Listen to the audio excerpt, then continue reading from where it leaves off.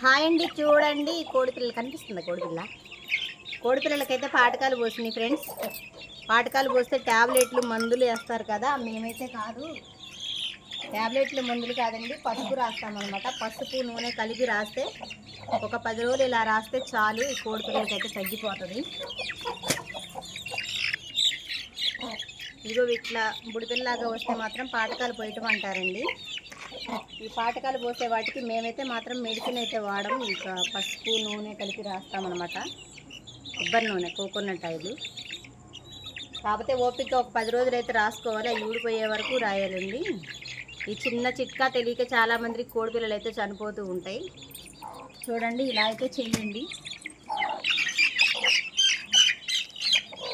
ఒక్కొక్క పిల్లకి ఇలా రాసుకోవాలన్నమాట పసుపు. ఇంట్లోనే చిన్న చిన్న వైద్యాలు మనం ఉంచుకొని మర్చిపోతామండి, మందులు అన్నిటికీ వాడుతూ ఉంటాం, అవసరం లేదు. పాతకాలకు మాత్రం పసుపు నూనె చక్కగా పనిచేస్తుంది. ఈసారి ఆ పిల్లలకు కూడా అలాగే పోస్తుంది, ఇట్లాగే రాసాము మేము. ఒక వారం 10 రోజులు మాత్రం ఓపికగా రాసుకోండి ఫ్రెండ్స్. నేనైతే ఈ చిన్న విషయం మీ అందరికీ తెలియాలని మాత్రం చెప్తున్నాను ఫ్రెండ్స్. తప్పకుండా ట్రై చేయండి, కోడిపిల్లలకైతే మంచిగా ఉంటాయి. దీనికైతే ఎట్లా వచ్చినాయో ఇదిగో ఊడిపోతున్నాయి చూడండి, ఇక ఊడిపోతాయండి. పసుపు మనం రాస్తూ ఉంటే ఆ బుడిపిల్ల అనేవి ఊడిపోతాయి, మనం ఏమి చేయనవసరం లేదు, చిక్కగా పసుపు రాసుకుంటే సరిపోతుంది ఫ్రెండ్స్. మనం చిన్న పిల్లల్ని ఎలా సాగుతామో మన ఇంట్లో ఉన్న కోళ్ళైనా అంతే,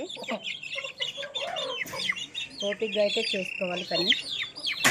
నేనైతే చిట్కా చెప్పాను ఫ్రెండ్స్, మీకు నచ్చితే లైక్ చేయండి, కామెంట్ చేయండి, ఎవరికైనా షేర్ చేయండి ఫ్రెండ్స్. ఇదైతే చాలా ఉపయోగపడే చిట్కా అన్నమాట. ఓకేనా ఫ్రెండ్స్, బాయ్ బాయ్ అండి.